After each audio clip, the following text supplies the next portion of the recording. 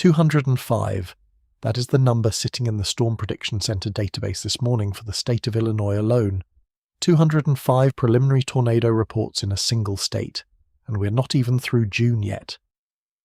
The previous record for an entire year was 142. Illinois broke that record last week. It is sitting at 205 right now, today, June 25th. And if you're watching from Indiana, the number there is 72 confirmed tornadoes, tying the record set all the way back in 2011. These are not small numbers. These are numbers that should make every single person in the central United States stop and ask one question. What is happening to this country's storm track? That is the question I am going to answer for you today. And the answer is not what most people expect. It is bigger than this week. It is bigger than this month. I'm going to take you through what is driving this pattern right now on June 25th, where the next round of storms is going to hit and exactly when, and then I am going to show you the longer picture. Because what is happening in Illinois and Indiana this year is not an accident. It is a signal, and that signal points to something that is still developing as I record this. Stay with me on this one, let's go. The Illinois state climatologist Trent Ford put it plainly earlier this week. The state averages 54 tornadoes a year. 54. The count right now is 205. That is 3 times the average, more than double the previous record. And the thing that is striking is how spread out this activity has been. March, April, then a massive June campaign with multiple distinct outbreak events. On June 11th, a single regional outbreak brought at least 51 confirmed tornadoes to Illinois, Indiana, Wisconsin, and Michigan. The strongest tornado that day, an EF3 near Kouts, Indiana, produced peak estimated winds of 165 miles per hour. That storm sheared high-tension power line towers at their base. Then, on June 21st, it happened again. Another round. An EF3 near Dix, Illinois. A derecho the same night that erupted in southwest Kansas with gusts over 80 miles per hour, then raked through El Reno, Oklahoma after midnight with wind gusts topping 100 miles per hour. 3 deaths across Jefferson County, Illinois and Sedgwick County, Kansas. And then I want you to notice something. Something the models are telling me right now for this weekend. It is not over. Not by a wide margin. Here is who needs to watch this the most over the next 48 hours. The high plains of Colorado and Wyoming, southern Nebraska, and that corridor running from northern Kansas through southern South Dakota. The storm prediction. Center's latest guidance issued this morning shows scattered strong to severe storms possible this afternoon, and into the evening across the high plains, with the primary threats being very large hail and gusts that could reach or exceed 75 miles per hour. Southern Kansas and northern Oklahoma are also in the picture today, with the Ozarks extending the threat eastward. That includes Wichita, Dodge City, and the communities across Pratt County and Reno County in Kansas, where the ground is already saturated from repeated storm events this month. Let me be specific about timing for today, June 25th. The Storm Prediction Center is watching 2 main corridors.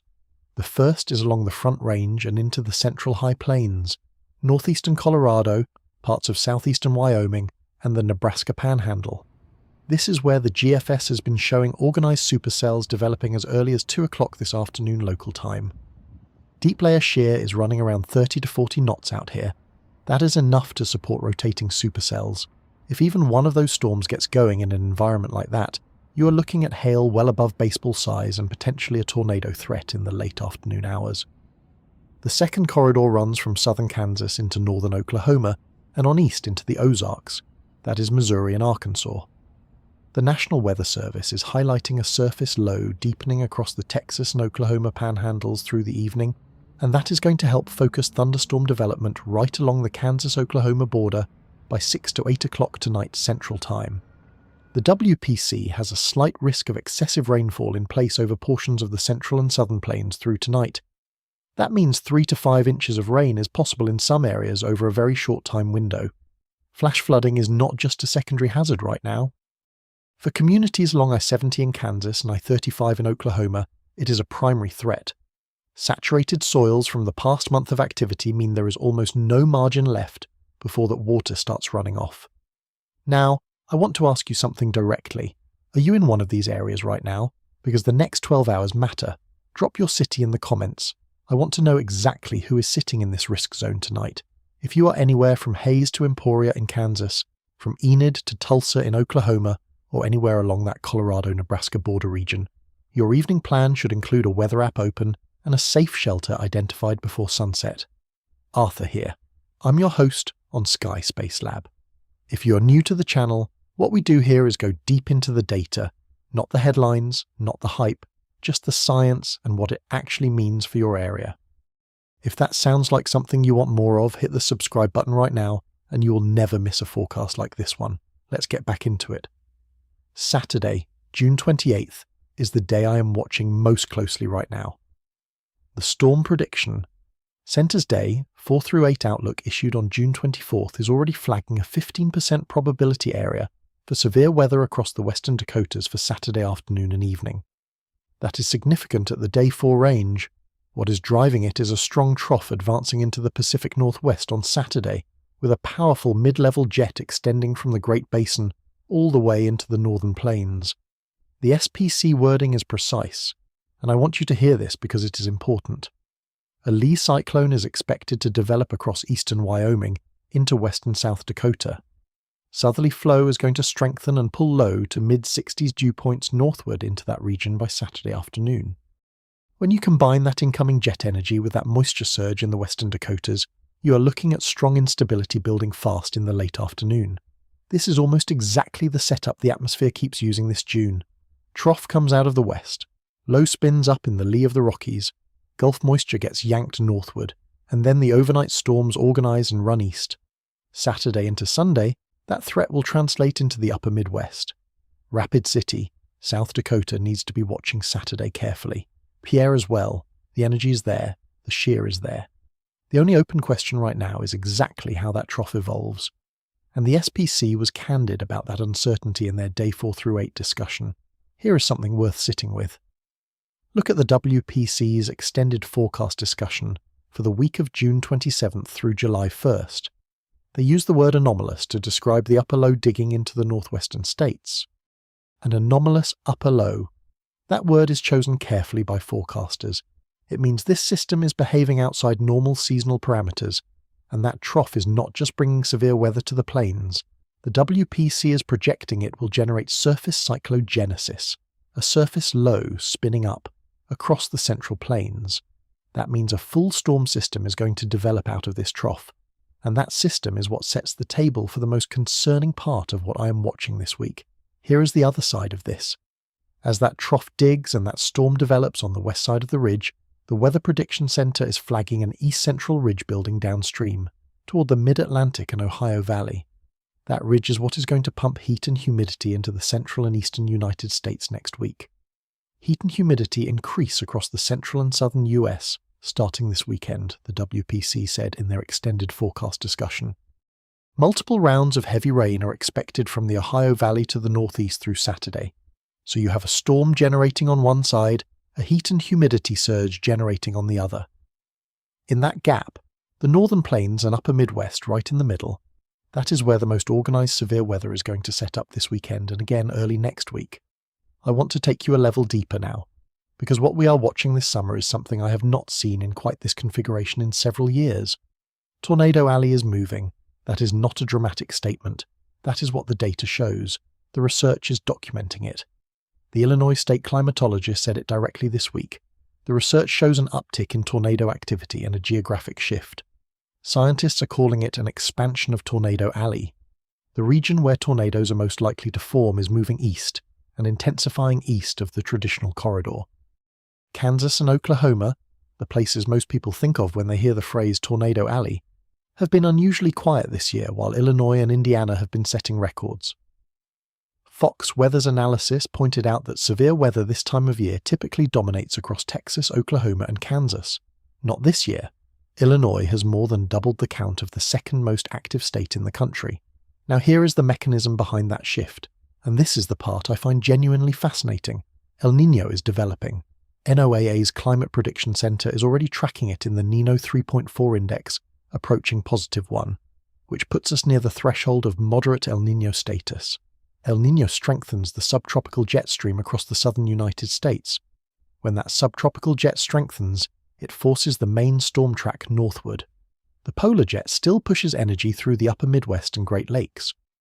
But that subtropical influence also tends to increase wind shear in the corridor from the Mississippi Valley east into the Ohio Valley and Great Lakes region, and that is exactly the corridor that has been on fire, literally and figuratively, over this June. The warming background state of the ocean is part of this too. NOAA's seasonal outlook shows above normal temperatures expected across the western United States, from the Pacific coast through the Rockies and into the high plains for June. That western warmth is building a ridge there. When you build a strong ridge in the west, it forces the trough pattern into the eastern two-thirds of the country, and where a trough dips, storms develop. What we are seeing in Illinois is not random. It is the predictable output of a pattern that is being shaped by El Ninyo, a westward displaced ridge, and a very active polar jet that has been firing disturbances into the upper Midwest repeatedly all month. Here is something else the long range is showing me. The WPC's extended forecast for late June carries a specific call for additional heavy rain in the Midwest and Ohio Valley between June 27th and July 1st. Probabilities for at least 1 inch of rain in 24 hours across North Dakota in that period are running between 30 and 70% according to the European Ensemble. The GFS is in broad agreement. This is not just rain. For communities that have already absorbed repeated flooding events this month, another 2 to 4 inches in a short window is a genuine infrastructure threat. Drainage systems are overwhelmed. Soils are saturated. Rivers in parts of Nebraska and Iowa are already running above flood stage from earlier events. The setup going into the first week of July is not improving yet. That ridge building in the east will keep heat locked in across the south and southeast. Heat index values pushing toward 109 in South Florida this week already. But the northern plains remain in the active zone. The pattern does not break cleanly until that ridge extends far enough east to cut off the southwesterly flow, feeding these storm systems. Now, I want to talk about the biggest piece of this pattern, the one that is still developing, and this is why I have been building toward this moment in the video. The storm on June 21st and 22nd was not just a local event, it was a window into what is coming. Let me walk through what actually happened that night, because the numbers are staggering. A derecho, a fast-moving line of storms with winds exceeding 60 miles per hour for hundreds of miles. It erupted in southwest Kansas Sunday evening with initial gusts over 80 miles per hour. Then it organized. It strengthened. By the time it reached El Reno, Oklahoma after midnight, wind gusts were topping 100 miles per hour.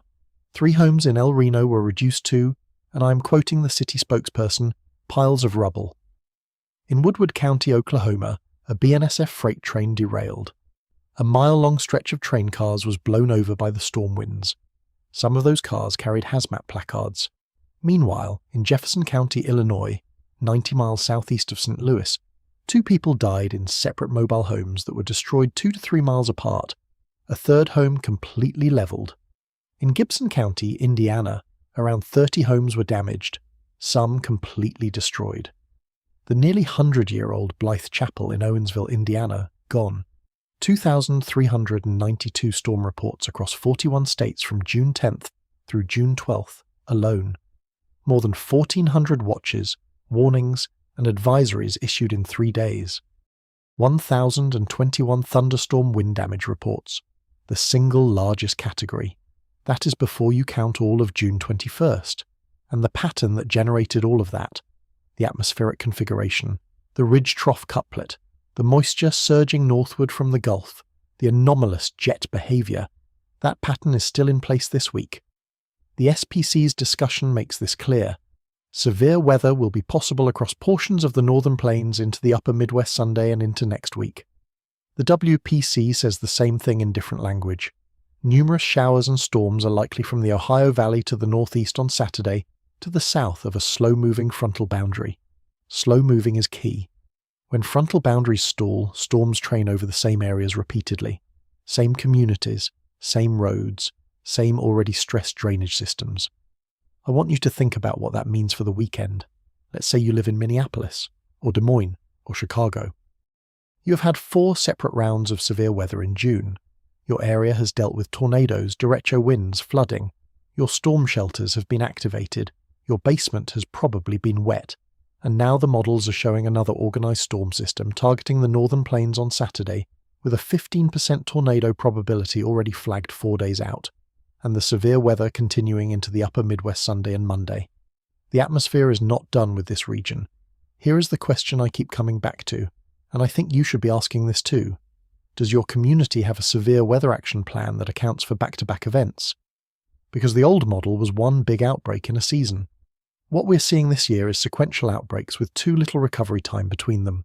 Sirens in Owensville, Indiana. Some of them did not sound on June 21st because of old age. The system is being updated now. But that is a lesson that is being learned the hard way. There is one more thing I need to show you before I let you go today, and this connects the whole picture. The conditional intensity system is new. NOAA's Storm Prediction Center added it in February of this year. Starting March 3rd of this year, SPC forecasters can now flag not just where severe weather will happen, but how intense the worst storms will be. They call it conditional intensity groups, CIG1 for brief week tornadoes, CIG2 for strong tornadoes, CIG3 for violent long-track tornadoes.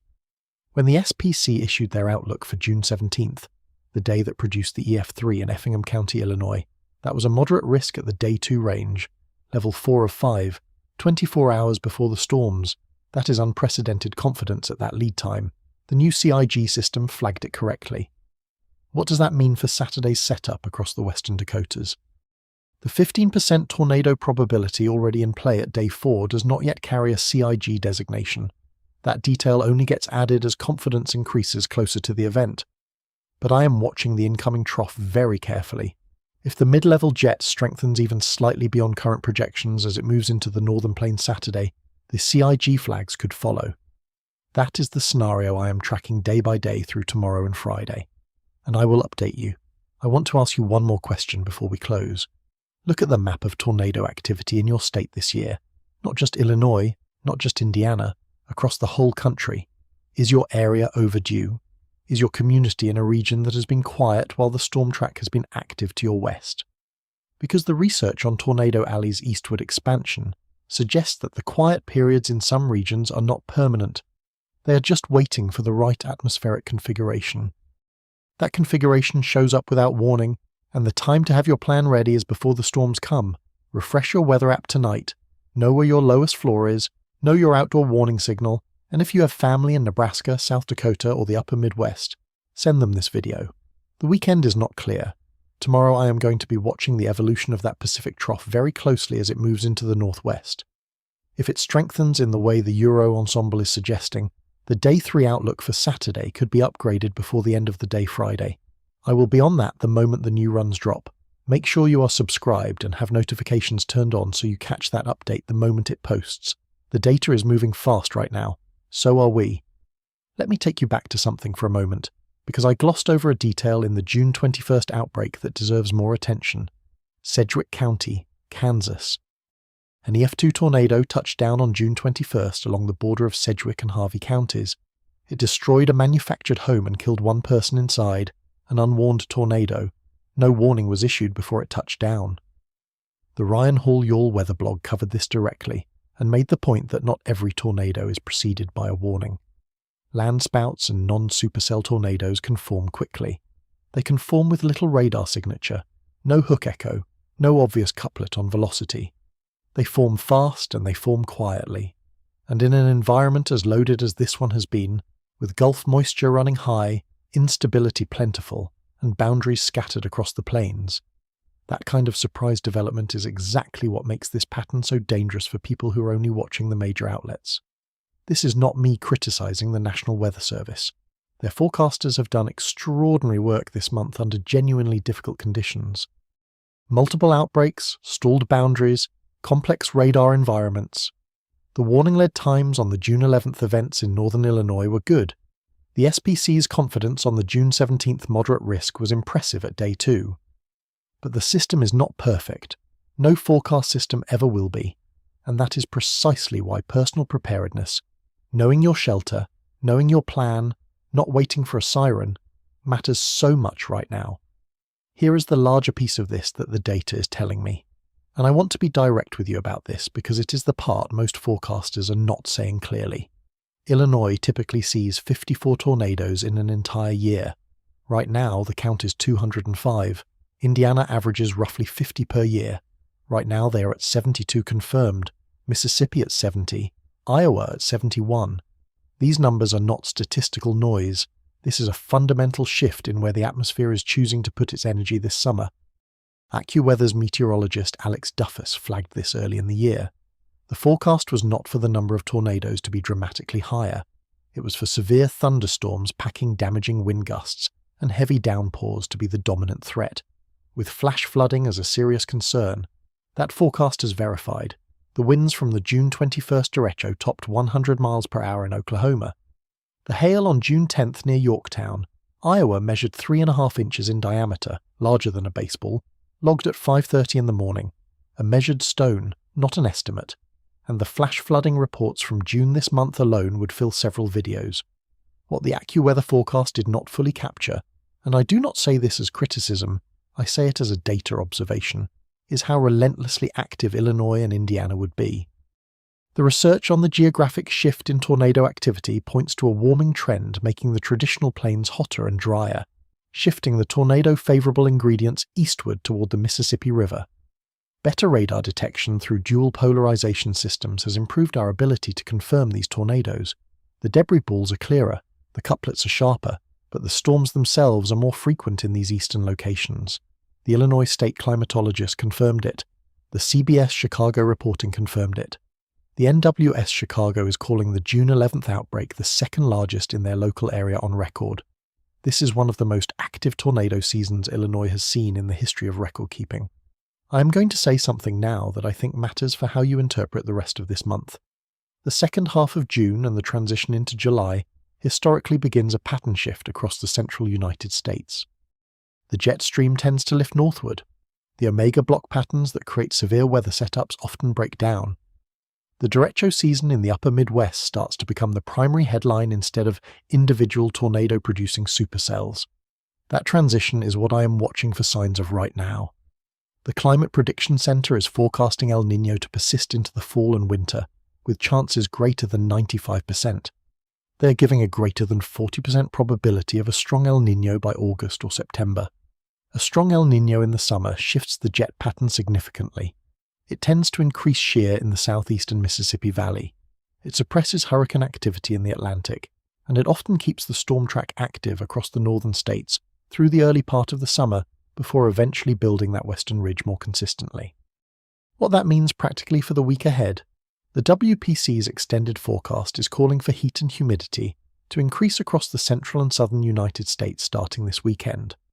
The ridge building in the east-central US is going to push temperatures into the 90s across much of the south and southeast next week.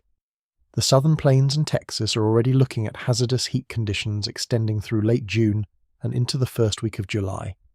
But while the south bakes, the northern tier, Fargo, Bismarck, Rapid City, Minneapolis, stays active. The incoming trough on Saturday keeps that northern storm track open, and by late June into early July, the moisture return behind each frontal passage will be very robust because of that El Niño-enhanced subtropical jet-pumping Gulf moisture northward. The pattern I am watching for July is one where the Derecho corridor, that corridor running from South Dakota through Iowa into Illinois and Indiana, stays energized. The research on derecho activity shows this is climatologically the peak period for those events in the upper Midwest, and with the soil moisture levels already elevated from a very wet June, any flash flooding component with those future systems is going to be amplified significantly. I have been watching this atmosphere every day this month, and what I can tell you is this: the individual events are impressive enough.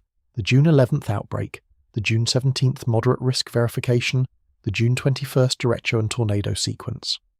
But the thing that concerns me most is the cumulative stress on communities that are being hit repeatedly. Emergency management resources are stretched. Siren infrastructure has been exposed as aging in some communities. Recovery teams are still working on June 11th damage when June 21st hits. And now the models are telling me Saturday is going to take another run at the northern plains. That is the through line of this video. It is not just that any single day can produce a severe weather emergency. It is that the United States cannot seem to go a single week, and in some regions a single day, without another system lining up. The atmosphere in the summer of 2026 has been set to maximum aggression, and the data does not give me a reason to expect that to change before the 4th of July.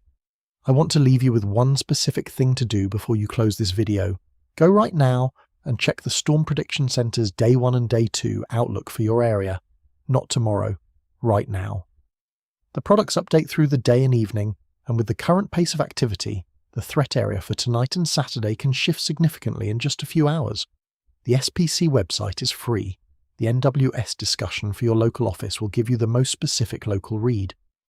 And if you are in the high plains of Colorado, Wyoming, or South Dakota, give yourself an early warning window for Saturday afternoon. Do not wait for 6 o'clock. These supercells need room to develop before they upscale, and that happens fast. Tomorrow I will have the Saturday setup broken down in detail with the latest model runs in hand. If that trough evolves anything like the Euro is suggesting, this could be a significant discussion. Make sure you subscribe so you're here for that one. And thank you for spending this time with the data today. Stay weather aware. Stay prepared. One more thing before I go. Something I want you to think about that connects to a broader question about what this season is telling us. The Illinois record now stands at 205 preliminary tornado reports, Mississippi at 70, Indiana at 72, Iowa at 71. The traditional tornado alley states, Kansas, Oklahoma, Texas, are running quieter than usual. Where is the energy going? It is going east. And the reason it is going east comes back to El Ninyo, to the westward displaced ridge, to the pattern configuration that the CPC and the Colorado State University seasonal forecasting teams identified months ago. Here is something the research is clear on. When Tornado Alley shifts east, it moves into more densely populated terrain. The Midwest and Great Lakes corridor is not the open plains of western Oklahoma. There are more people per square mile. There are more structures. There are older buildings and more communities with aging warning infrastructure. That EF3 near Kouts, Indiana on June 11th. 165 miles per hour winds. Structural engineers were still surveying homes days later, finding evidence consistent with the highest end of EF3 intensity. A community in Indiana that did not grow up in the center of Tornado Alley, absorbing a 165 mile per hour tornado. That is the new reality of what this pattern is delivering, and the atmospheric ingredients to keep delivering it are in place through at least the first week of July. Are you watching from one of these areas that has been hit multiple times this June? Or are you in a region that has been quiet and you're wondering when your turn comes? Tell me in the comments. Because viewer engagement on this question has been one of the most interesting parts of covering this pattern. People from Ohio, Michigan, Pennsylvania, areas not usually associated with major tornado risk, are watching these Illinois and Indiana events very carefully. That awareness is itself meaningful. It means the information is reaching the right people. If you found value in today's breakdown, the best thing you can do for this channel is share this video with one person in a risk area. One person who might not know that Saturday is shaping up to be significant in the Dakotas. One person in Kansas who is still dealing with June 21st damage and needs to know the pattern is not done yet. That one share matters more than any algorithm. Tomorrow we track Saturday. The atmosphere is in motion, and Arthur will be right here watching it with you.